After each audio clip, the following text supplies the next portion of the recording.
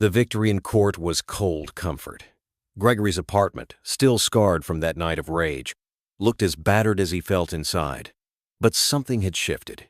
He had survived the first onslaught. Now, in the uneasy silence after the legal storm, he faced the ruins of his old life and the daunting task of rebuilding. It began with the little things. Gregory started by clearing the physical wreckage, sweeping up broken glass, tossing out splintered frames, vacuuming up the last bits of their shared memories. Each movement was an act of mourning and defiance. He was clearing away not just Jessica, but the version of himself that had clung to her. There were moments when he faltered. Finding her old sweater draped over the back of a chair or a pair of earrings abandoned in a drawer could still stop him cold. Sometimes he'd clutch those remnants to his chest, breathing in the fading traces of her perfume, letting the pain crest and recede like a wave. But each time, the ache left him a little lighter, the apartment a little emptier, a blank slate. He tried to avoid friends, but Boston was a small city. Once, he ran into Matt and Linda at a grocery store. Their awkward, apologetic smiles only made his blood boil. Matt tried to approach, but Gregory turned away, refusing to let the past reopen. He didn't owe them forgiveness, not now, maybe not ever. Work became his anchor. He poured himself into audits and client meetings, letting numbers and spreadsheets distract him from the emotional math he couldn't solve. Colleen, ever watchful, kept the office steady. She shielded him from rumors, handled problem clients, and made sure everyone respected his space. At first, the team tiptoed around him, but as weeks passed, Gregory forced himself to reconnect. He brought in coffee, joined the Monday stand-ups, and even found himself smiling tentatively at Colleen's dry jokes. But nights remained hard. Sleep was elusive, and silence grew heavy in the empty apartment. Sometimes Gregory would stand at the window, staring out over the city, wondering if he would ever feel whole again. More than once, he considered calling Jessica not out of longing, but to demand answers she'd never give. He never dialed. Instead, he ran. Every morning before dawn, he'd lace up his sneakers and pound the cold pavement, heart hammering, lungs burning, trying to outpace the ache inside. One Friday afternoon, as rain battered the city, Colleen stopped by his office with takeout. "We're not letting you rot away in here," she announced, setting down boxes of steaming dumplings. Over food, she shared stories from her own life, her messy divorce, her battle to rebuild. Gregory listened, grateful for her honesty. For the first time, he realized how much strength it took to start over, and how many scars others carried, hidden beneath their work clothes and brave faces. "You don't have to do this alone," Colleen said, her eyes fierce. "You're allowed to ask for help." Gregory nodded, unsure if he believed her, but grateful all the same. That night, as he lay in bed, the city's rain drumming against the glass, he felt something loosen inside him, a thread of connection, fragile but real. A few days later, his phone buzzed. It was Jason, a longtime friend and client. "Heard about the mess. Sorry, man. If you need anything, let me know." "Beer's on me." Gregory smiled at the message, feeling, for the first time in months, a flicker of genuine hope. The process of healing was slow, uneven, and often painful.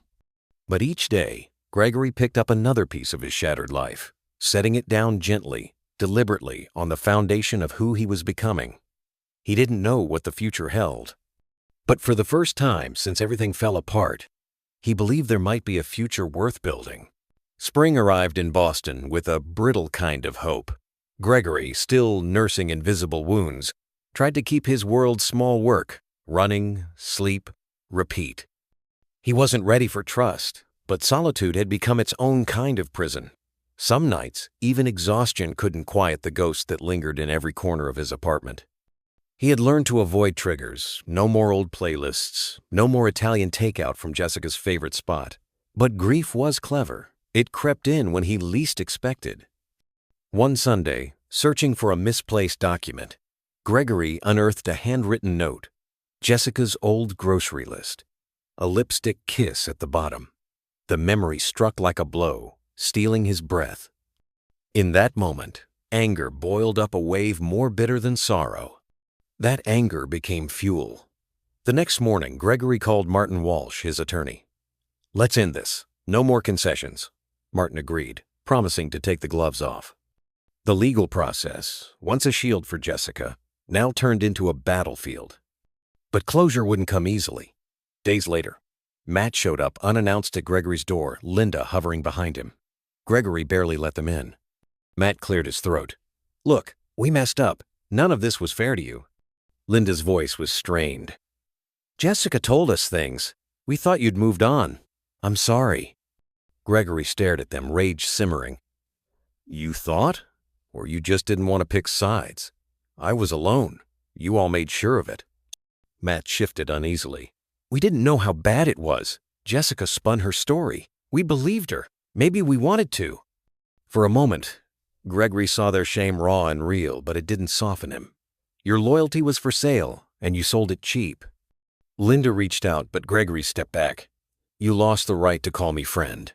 He pointed to a pile of boxes near the door. "Jessica's things. Take them. She doesn't live here anymore." The couple gathered the boxes in silence. As they left, Gregory said quietly, "When your world falls apart, don't expect me to pick up the pieces." The confrontation left Gregory hollow, but strangely relieved. He no longer carried the burden of pretending. Later that week, Jessica herself appeared uninvited on his doorstep. Her eyes were puffy, her clothes wrinkled. There was no defiance left in her, only exhaustion. She tried to speak, but Gregory cut her off. "You lost the right to explanations the night you betrayed me." Jessica's voice trembled. "I made mistakes. I thought Travis was my future. I was wrong." Gregory looked at her, really looked, and felt nothing but finality. "Your choices are yours. Mine is to move on." She hesitated, then handed him an envelope, yet another round of legal demands, this time for a share of his business. Gregory barely glanced at it. "You can have what the court allows, nothing more." Jessica's shoulders slumped. For the first time, Gregory saw not the woman who broke him, but a person lost in her own mistakes. As she left, Gregory felt the last thread between them snap. He stood at the window, watching her walk away, realizing he was finally free, not of pain, but of the need to fix something that was never his to mend. That night, he slept soundly. For the first time, his dreams were empty. No arguments, no accusations, just silence. It wasn't happiness, but it was peace. And peace, Gregory realized, was a beginning. By early summer, Gregory's life was stripped to its core, just work, running, and the slow process of forgiveness, mostly for himself.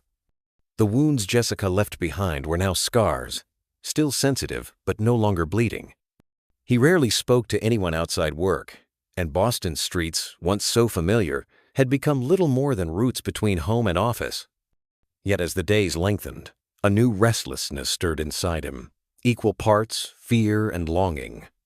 It was Colleen, as always, who cracked the shell. One Thursday, she corralled him in the break room. "Greg, you can't live in solitary confinement forever. You need a real meal. My niece is coming to town, come to dinner. No excuses." Gregory tried to refuse, but Colleen was immovable. "You'll be the only accountant there. I promise." That Saturday, Gregory found himself at Colleen's cozy Beacon Hill apartment, surrounded by laughter and the scent of roasting chicken. He was awkward at first, unsure how to interact with strangers, but Colleen's niece, Rebecca, was impossible to ignore. She was younger than he expected, late 20s, with bright blue eyes and a way of smiling that made the room feel warmer. She teased him about his quietness, but not cruelly. Rather, she drew him out with gentle curiosity. The conversation turned, as it always did, to the past. Rebecca shared stories of heartbreak and resilience, her own failed relationships, her move to Boston after a bad breakup, the way she'd built herself back piece by piece. Gregory found himself opening up, surprising even himself. He told her about Jessica, about the mess and the aftermath, about the nights when loneliness felt like drowning, Rebecca didn't flinch or offer hollow sympathy. "It's not your fault, you know," she said softly. "Sometimes people just can't love the way we need them to." After dinner, as the others cleaned up, Gregory and Rebecca wandered onto the balcony, watching city lights flicker beneath a velvet sky. The conversation deepened, lingering in the space between confession and hope. For the first time in months, Gregory laughed, a real, unguarded laugh. It startled him, but Rebecca just smiled, as if she'd expected it all along. Before leaving, she pressed her number into his palm. "Call me, even if it's just for coffee, or to complain about Colleen's cooking." Gregory did call. Their first coffee became a second, then a walk along the Charles River, then a late-night phone call that lasted until sunrise. With Rebecca, he rediscovered things he thought he'd lost forever: the warmth of conversation, the spark of attraction, the tentative steps toward trust. It wasn't love, not yet, but it was dawn, a promise that life, battered though it was, still held the possibility of joy. Gregory never thought he would be able to trust anyone again. The wounds of betrayal, the humiliation at the club, and the months of sleepless nights had etched themselves so deeply into his heart that even on the brightest summer mornings, the ache felt inescapable. Yet, as the days grew longer and the city shook off its winter gloom, Rebecca's gentle persistence began to soften the hard edges inside him.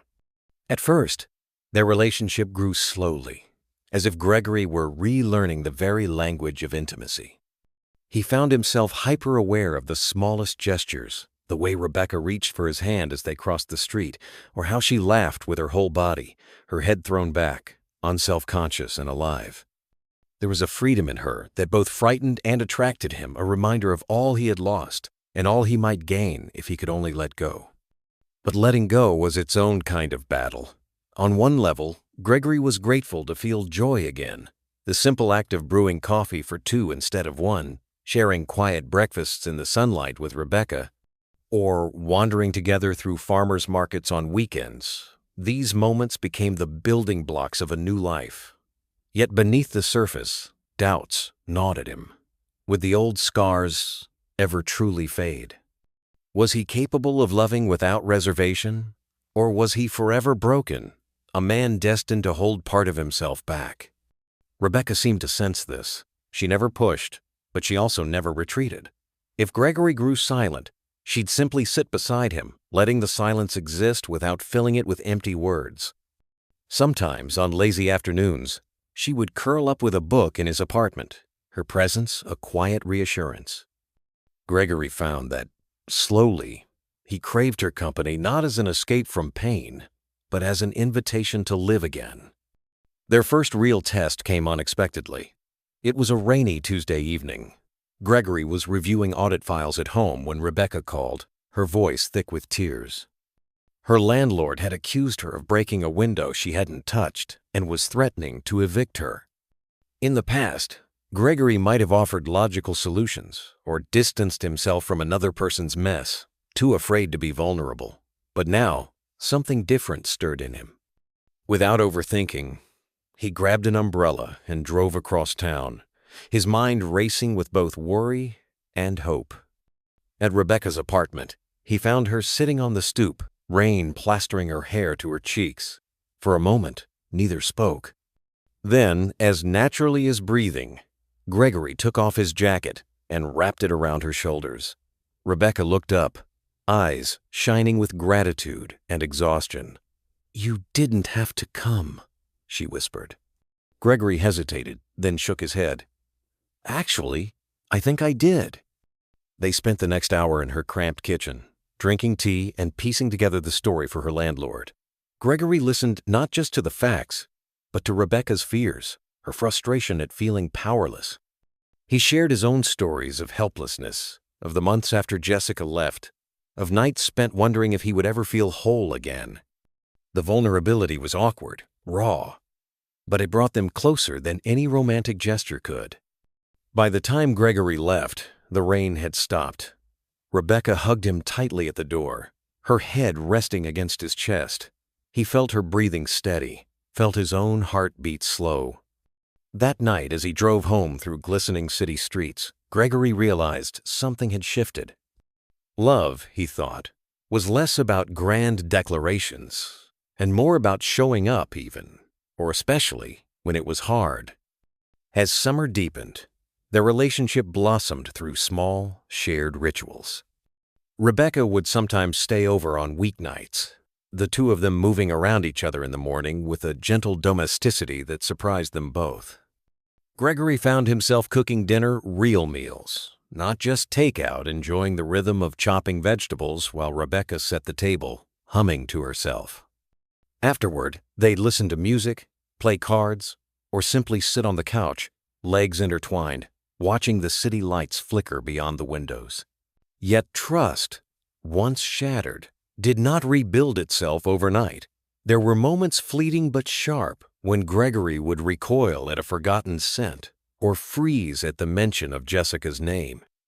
Once, Rebecca caught him staring off into the distance, eyes clouded by memory. She didn't pry. Instead, she rested her hand on his knee, anchoring him to the present. One night after a particularly difficult day at work, Gregory confessed his fear. "I'm scared I'll never be able to give you all of me, that there's some part left, damaged." Rebecca listened, then took his hand in both of hers. "We're all damaged, Gregory. Love isn't about pretending we aren't. It's about choosing to show up anyway." Moved by her words, Gregory shared his deepest shame. The rage he'd felt the night Jessica left, the destructive way he'd smashed their apartment, the weeks of bitterness and isolation. Rebecca didn't recoil. Instead, she shared her own history of heartbreak, an engagement that had ended with betrayal, a period of depression that left her questioning her own worth. They cried together, then laughed at how messy, how profoundly human their journeys had been. Bit by bit, Gregory let himself trust the future. They planned a weekend trip to Cape Cod, Rebecca's idea, renting bikes, eating lobster rolls by the water, walking barefoot in the sand as the sun set. Gregory, who once dreaded new beginnings, found himself savoring the unknown. When Rebecca slipped her arm around his waist, he leaned into her, feeling the warmth spread through his chest. There were setbacks, of course. Sometimes old wounds bled into the present, a harsh word spoken in frustration, a misunderstood silence. But instead of retreating, they learned to talk, to name their fears aloud. One evening, after a minor argument about work schedules, Gregory sat on the edge of the bed, head in his hands. Rebecca joined him, placing her hand on his back. "It's okay to be scared," she whispered, "but I'm not going anywhere." As autumn approached, the city began to glow with gold and crimson.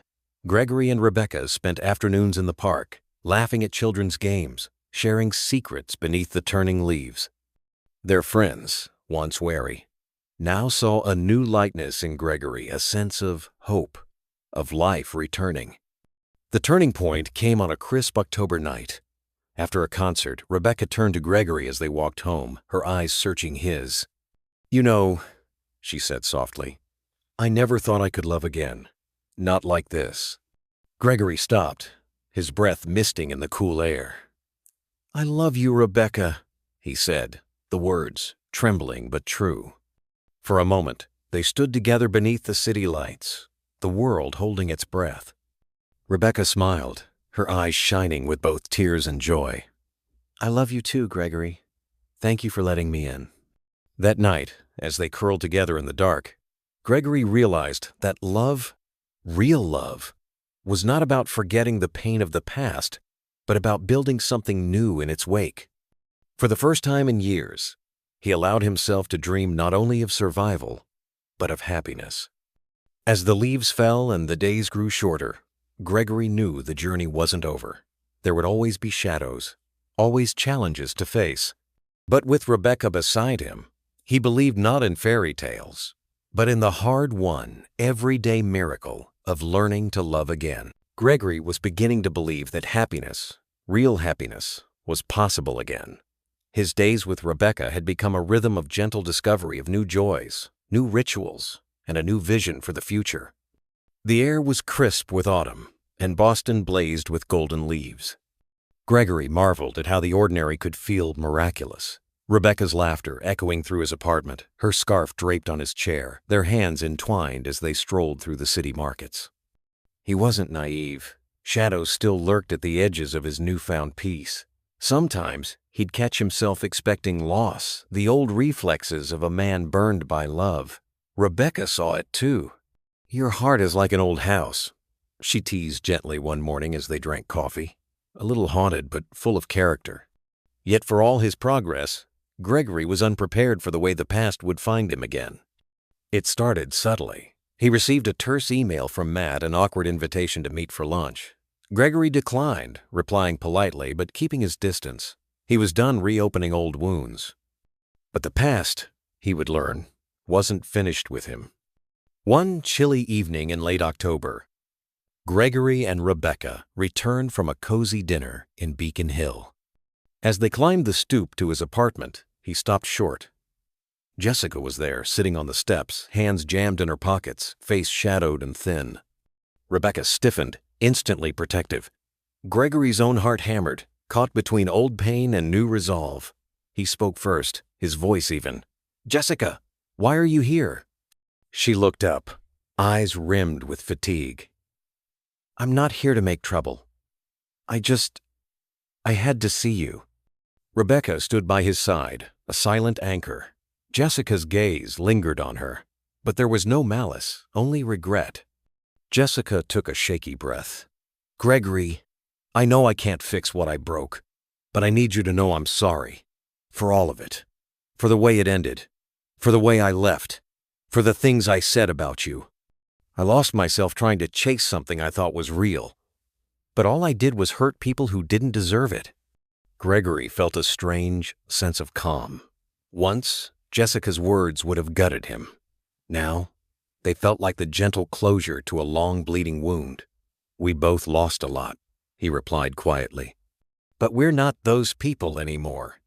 Jessica nodded, tears glinting. "I hope you're happy." Rebecca took Gregory's hand, a quiet gesture of solidarity. "He is," she said, voice gentle but firm. There was a silence, filled with memories and things left unsaid. Finally, Jessica rose, pausing at the top of the steps. "Take care of each other." As she walked away into the autumn night, Gregory felt the last weight of his old life begin to slip away. For the first time, he didn't feel defined by what had happened, only by who he was becoming. Inside, Rebecca embraced him tightly. "You don't have to carry it anymore," she whispered.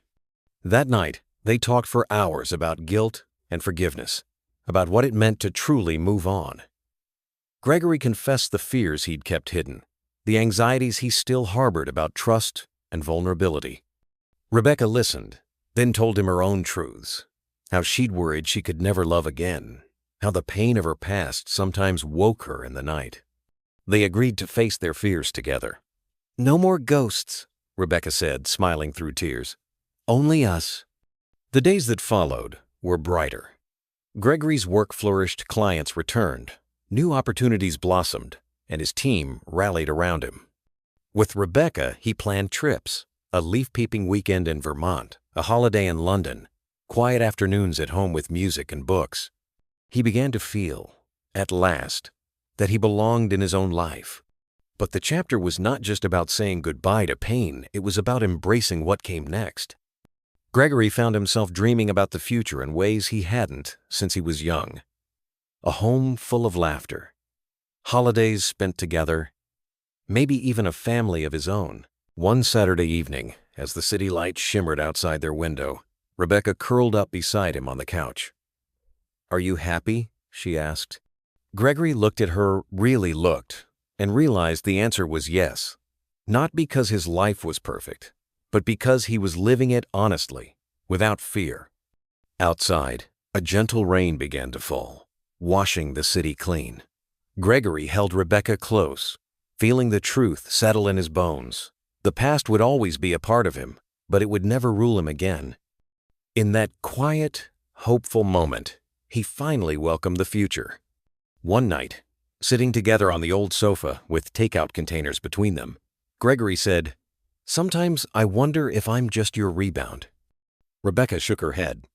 "Gregory, nobody gets to judge how we find love. You think I haven't worried about that? But I chose you, not because I needed to fill a space, but because you make me feel safe and seen." He nodded, unsure if he could ever fully accept it, but grateful.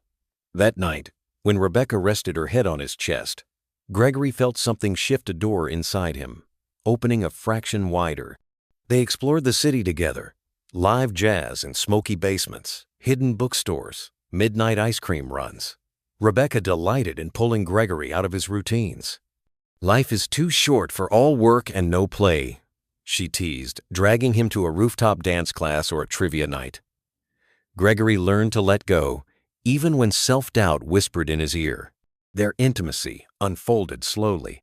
Gregory, once wary even of holding hands, found comfort in Rebecca's easy affection, a squeeze of his arm, a kiss on his temple, the warmth of her feet tangled with his beneath the covers. Physical closeness became a kind of healing. One evening, after a long day, they lay together in the quiet, Rebecca tracing patterns on his skin. "You know you can tell me anything, right?" she murmured. And he did about the night Jessica left, the anger, the shame, the moments he thought he might never recover. Rebecca never flinched. She met his darkness with understanding, her own scars quietly visible too. Gregory realized he wasn't saving Rebecca, and she wasn't saving him. They were simply choosing each other, again and again, in spite of their wounds. Autumn brought color back to the city and to Gregory's world. They celebrated his birthday with friends, Colleen, Jason, and others who'd stood by him. For the first time, he let himself be surrounded by laughter, by warmth, by the sense that perhaps life could offer new beginnings, not just endings. The first "I love you" came on a cold night, walking back from a concert. Rebecca said it, quietly, almost shyly, as they strolled hand in hand beneath city lights. Gregory froze, fear and hope warring inside him. Then he said it back softly, but sure. The words hung in the air, more solid than any promise. Afterward, everything felt lighter.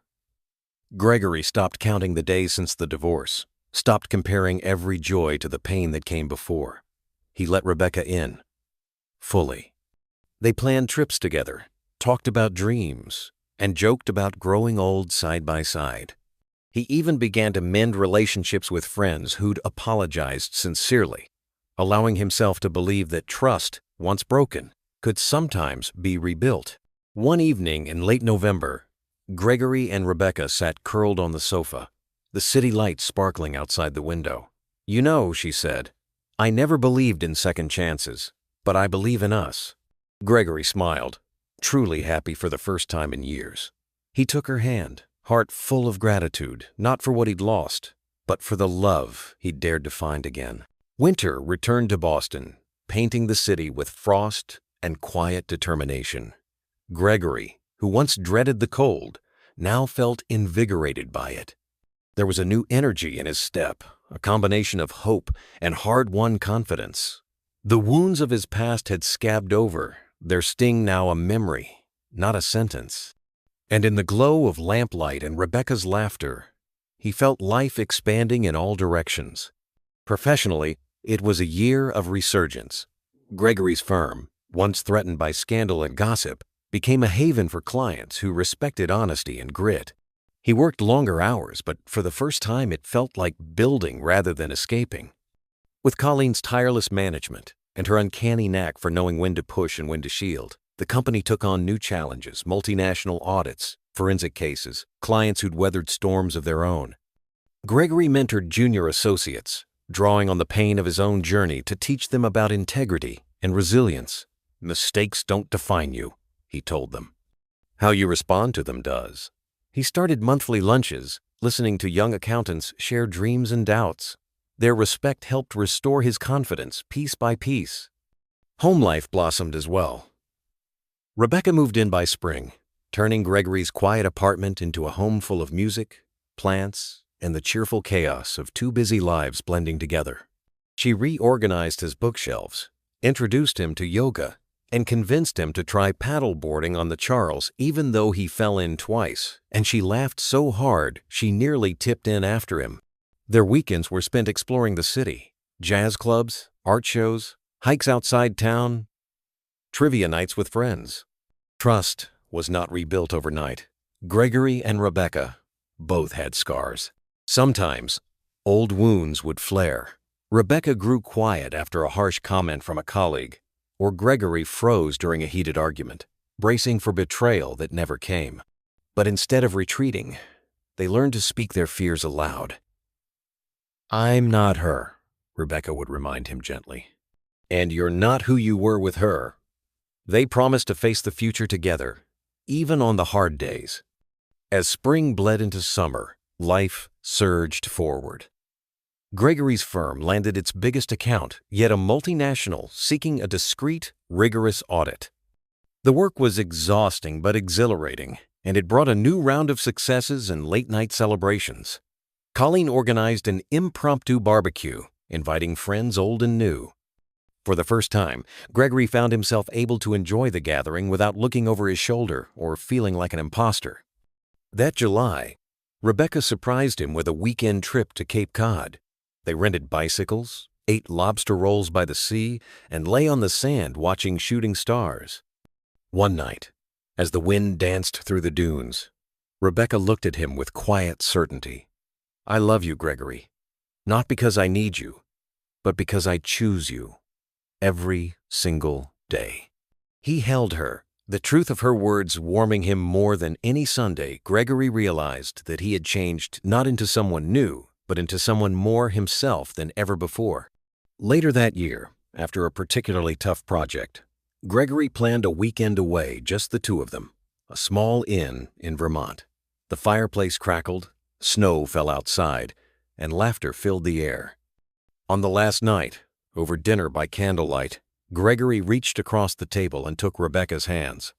"Rebecca," he began, voice steady, "this year has been the hardest and the best of my life. You taught me that healing isn't about erasing the past, it's about making space for the future. Will you marry me?" Tears filled Rebecca's eyes as she nodded, speechless. Gregory slid a simple, elegant ring onto her finger. They laughed and cried together, the moment both an ending and a beginning.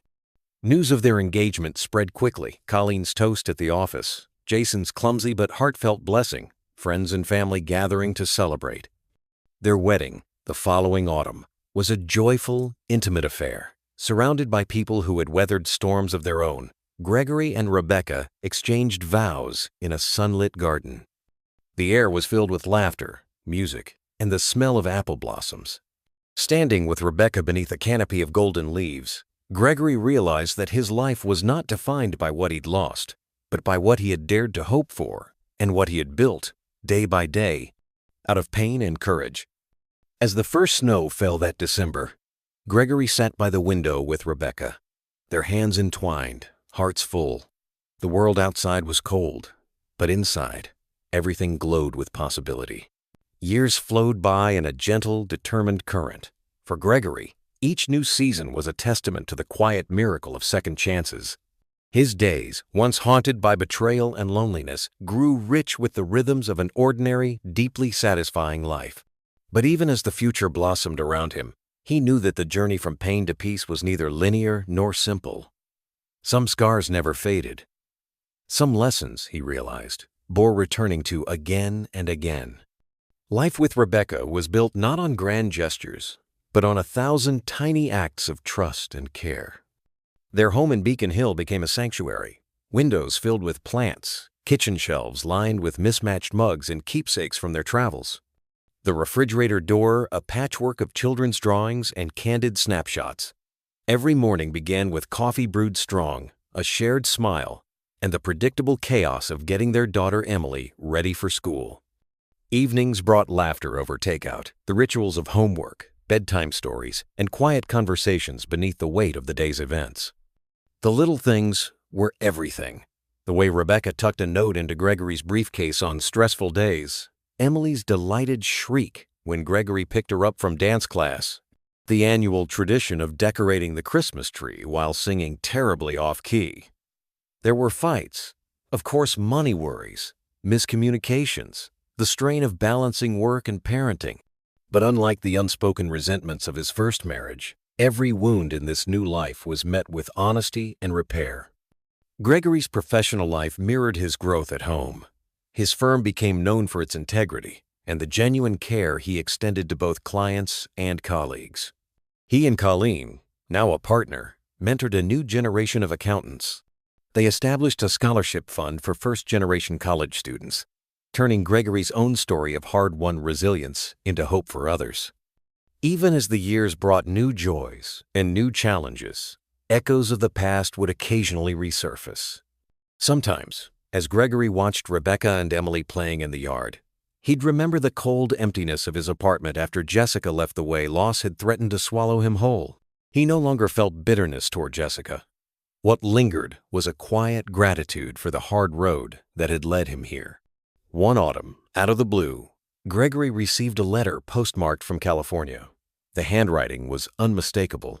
Jessica's pardoned. She wrote not with regret or apology, but with a kind of gentle candor. She was remarrying, she said, and moving west to start over.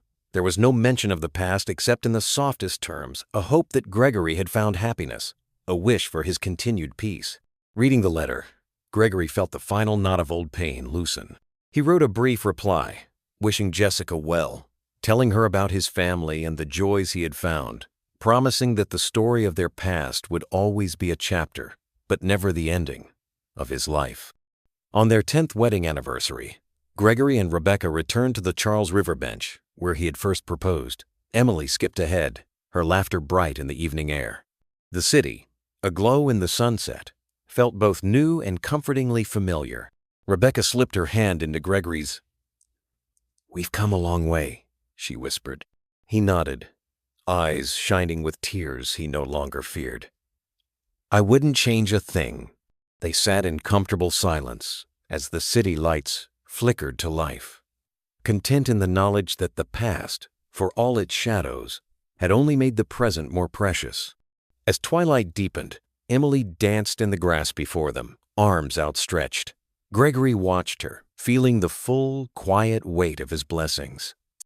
Life, he realized, wasn't about erasing old scars or chasing after lost dreams. It was about making something new over and over again with the people who choose to stay. Time has a way of softening even the sharpest edges, and as the years passed, Gregory measured his life not in wounds or regrets, but in moments of connection, growth, and grace. The storms that once threatened to break him had, in the end, refined him like a river smoothing the roughest stone. His days fell into a rhythm both ordinary and extraordinary, woven through with the small joys of family, friendship, and self-forgiveness. Gregory and Rebecca's world grew busier as Emily moved from elementary school to middle school, her interests shifting from ballet to soccer to a passionate love of science. Weekend mornings were spent at the kitchen table, assembling solar system models or building baking soda volcanoes, Gregory marveling at his daughter's curiosity and tenacity. Rebecca, ever the creative soul, filled their home with art projects and music, inviting Gregory to join in, even when his singing made Emily giggle. Colleen, now his partner and closest confidant, remained a constant force in his life. The firm continued to thrive, expanding to a new office on the waterfront. Gregory mentored rising accountants, hosted charity fundraisers, and developed a reputation for fairness and quiet generosity. He saw in his team the same hungry spark he'd once had, and he nurtured it, determined to give others the opportunities he'd fought so hard for. Despite the outward calm, challenges persisted. There were nights when Gregory worried over payroll, over the state of the economy, over Emily's struggles with friendships or school. Sometimes he'd wake in the middle of the night, haunted by vague anxieties, echoes of past failures, or fears that the happiness he'd found was too fragile to last. But Rebecca's presence was an anchor. They faced each storm together, talking late into the night, reminding each other that love wasn't about avoiding hardship, but about refusing to face it alone. The seasons turned. Emily grew into a thoughtful, confident teenager, challenging her parents' ideas and finding her own voice in the world. Gregory and Rebecca supported her, sometimes stumbling but always learning, attending science fairs, debating politics over dinner, and celebrating her victories, big and small. There were setbacks: Emily's first heartbreak, a health scare that sent Rebecca to the hospital for tests, thankfully a false alarm, the loss of a dear friend in Colleen's family.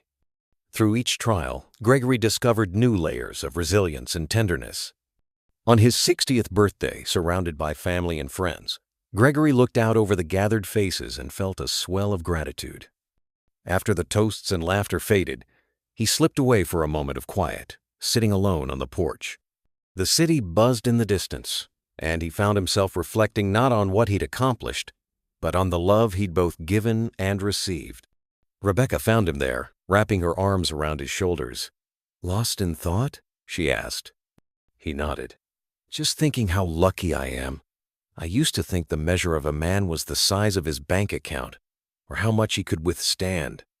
Now I know it's who stands beside you, and how you treat the people who need you." Rebecca kissed his cheek, eyes bright with affection. "You've always known that, Gregory. You just needed to live long enough to believe it." As twilight fell and their guests began to leave, Gregory lingered on the porch, Emily dozing on his lap, Rebecca leaning against him. He understood finally that life's truest riches were found in these simple, fleeting moments: the warmth of a loved one's touch, the laughter of a child, the peace that comes from knowing you did your best, even when the path was hard. He had been tested, he had been broken and rebuilt.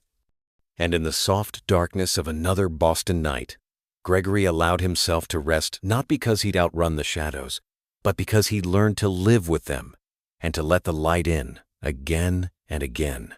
It was a bright, blustery spring morning when Gregory realized how much of himself he had poured into the world around him.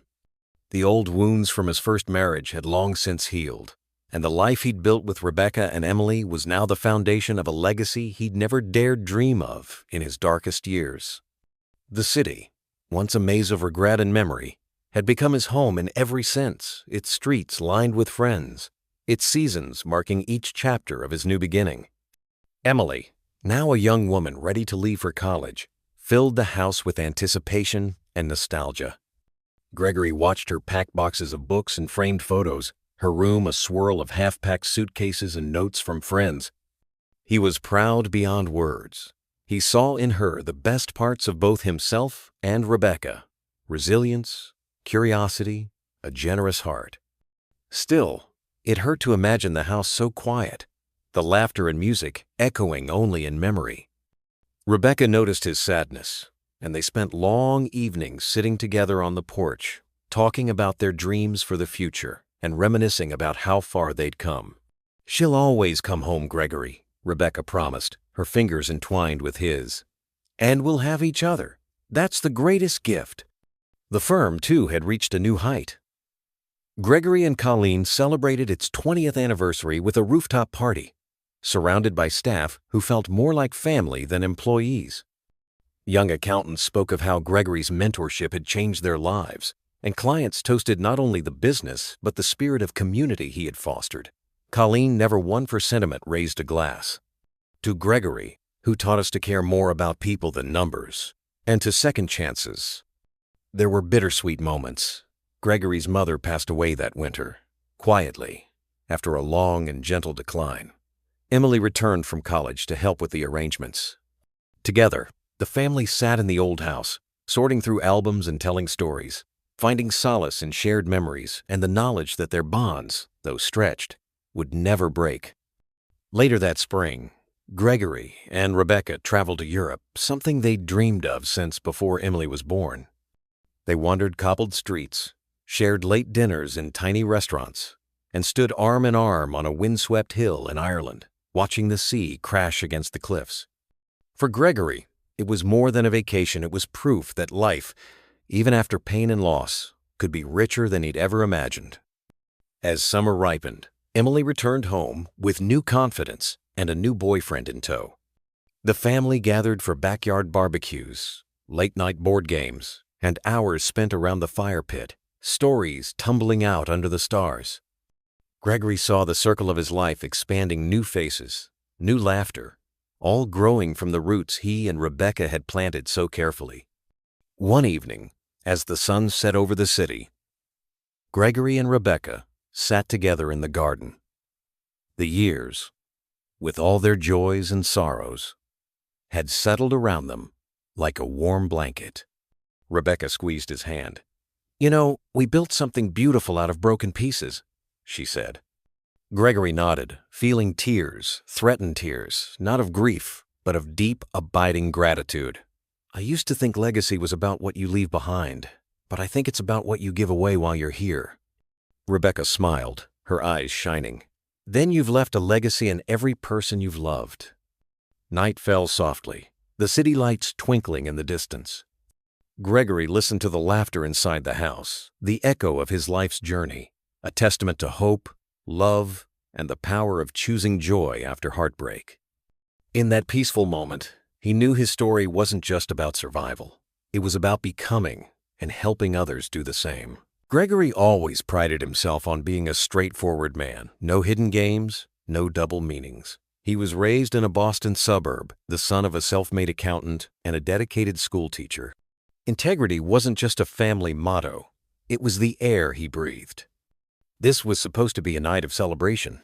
Their 5th wedding anniversary, a dinner reservation at the city's most talked-about rooftop restaurant, and, he hoped, a renewal of the bond he thought unbreakable.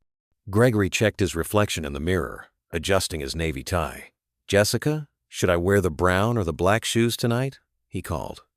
Jessica, radiant, anxious, emerged from the bedroom, clutching 2 pairs of heels. "Do you think the silver or the nude ones?" She was beautiful, but distant, her eyes somewhere else. You always shine in silver. Gregory smiled, determined to push through the exhaustion of another 12-hour audit.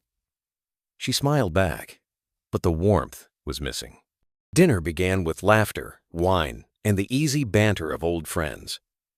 Around the long table sat Matt and Linda, the couple who'd introduced them years ago, and other familiar faces. But as the night wore on, Gregory sensed something was wrong. Jessica kept checking her phone, giving him tight, brittle smiles.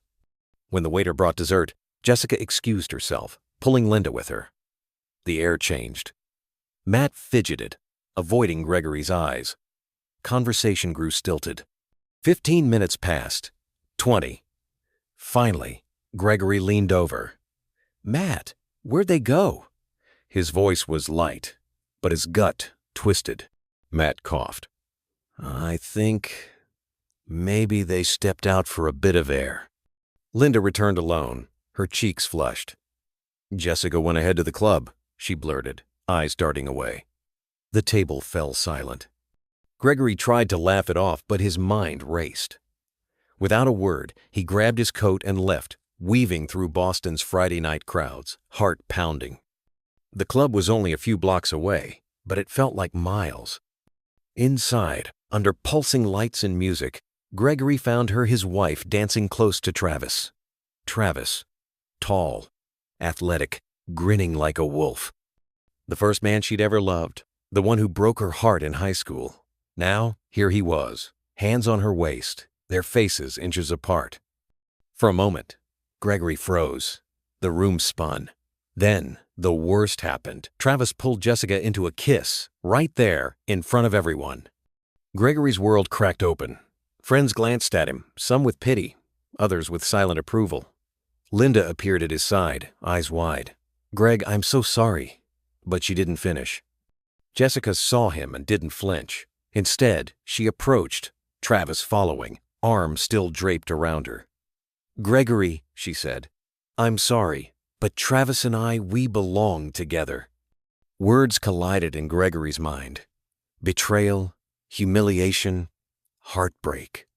In a single night, he lost his wife, his friends, and every illusion he'd ever held.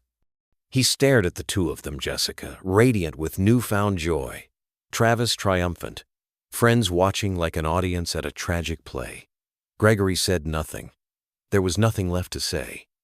He turned and walked out, the sounds of music and laughter fading behind him, swallowed by the cold Boston night.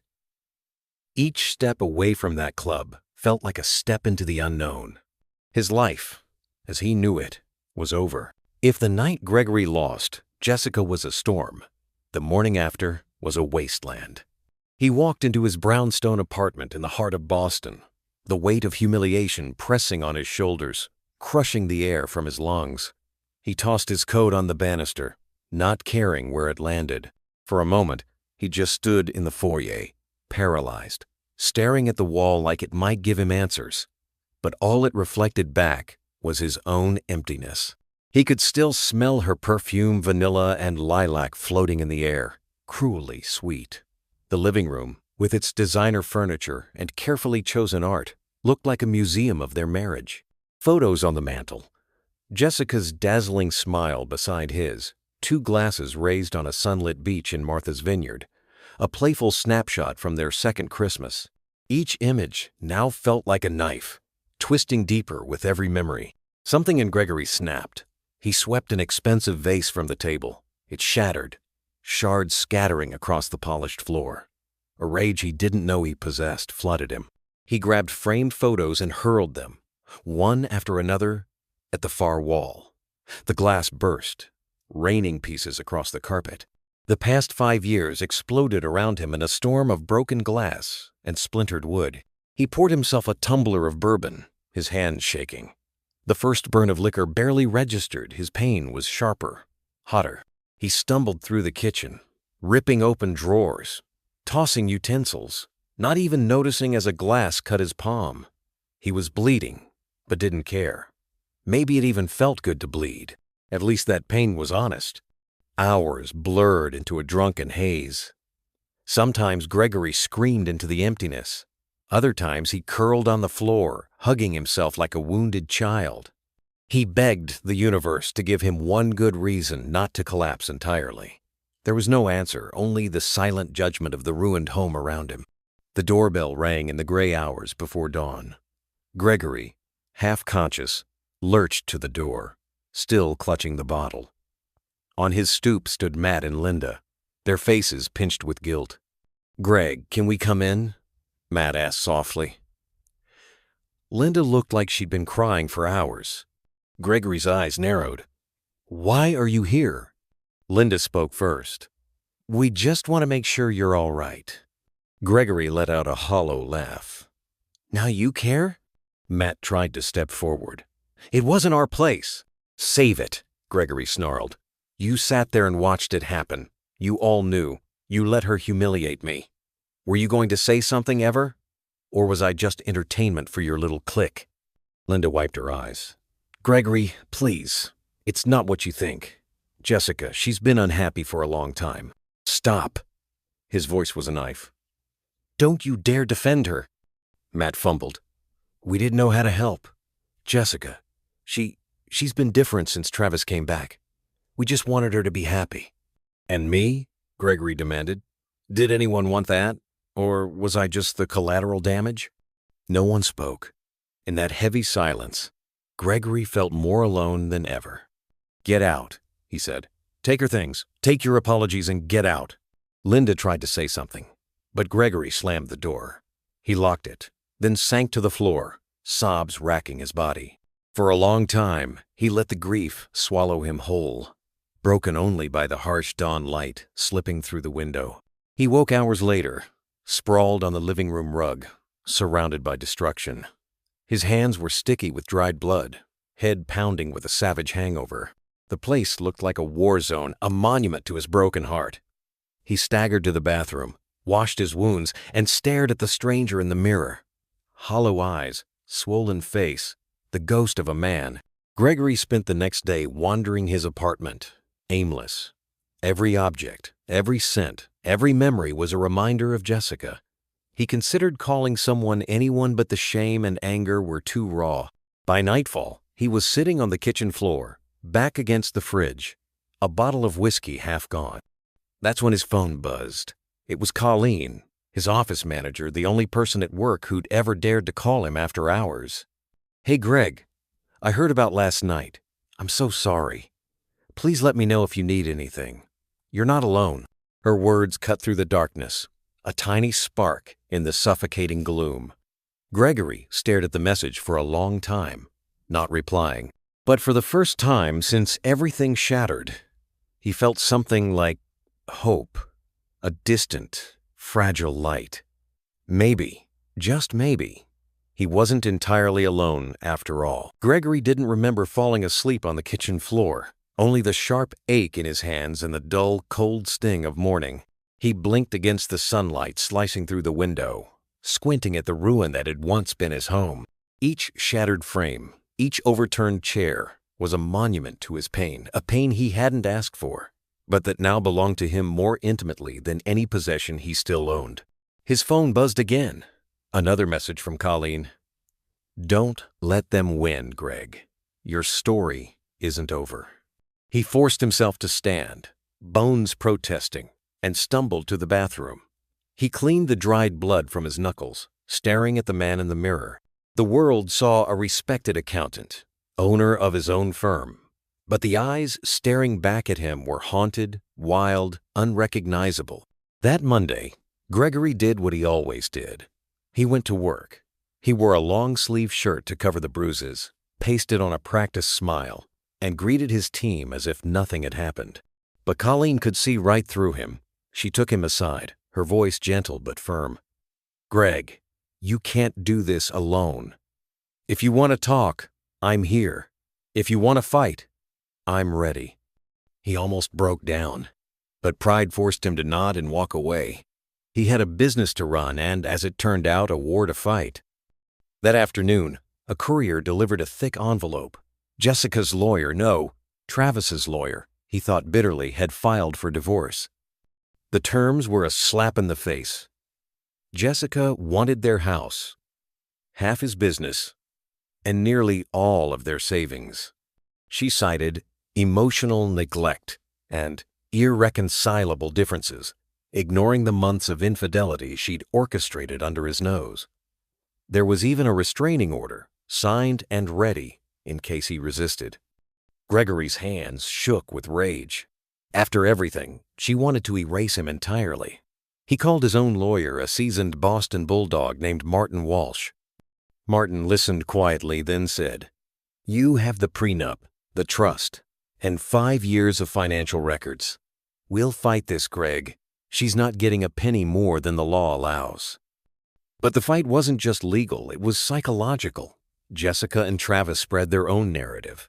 Gregory was controlling, cold, obsessed with work. Old friends and some clients began to distance themselves, choosing the easy comfort of gossip over the messy truth. Even some of his staff looked at him with new suspicion, as if divorce were contagious. But Colleen was relentless. She rallied the loyal staff, shut down rumors, and ran interference on every front. "Let them talk," she told Gregory.